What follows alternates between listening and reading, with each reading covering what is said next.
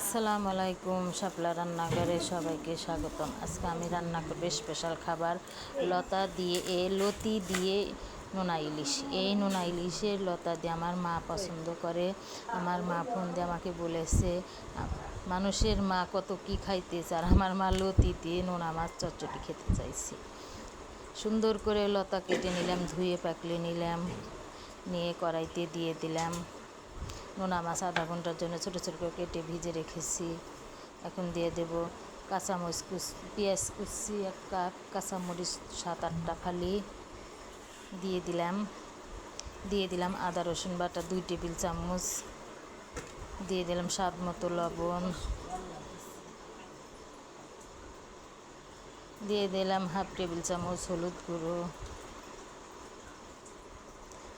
দিয়ে দিলাম সয়াবিন তেলটাও একটু বেশি পড়ে গেছে। এখন ভালোভাবে মাখিয়ে নেব।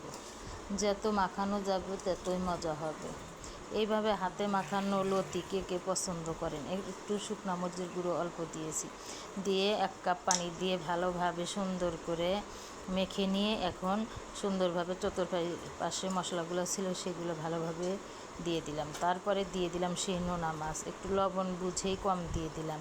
লবণ বেশি দিলে নোনা মাছে লবণ থাকে বেশি হয়, লবণ দেওয়াই ঠিক নেই, সামান্য একটু দিলেই হয়।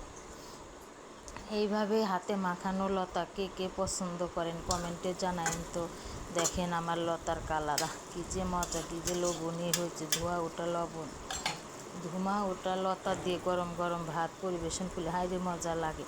গলা যেহেতু না ধরে সেই জন্য আগের থেকে একটু লেবু চিপে দিলাম, আমি দেশি লেবু চিপে দিলাম। দেখেন কি লোভনীয় কালার হয়েছে, কী যে মজা।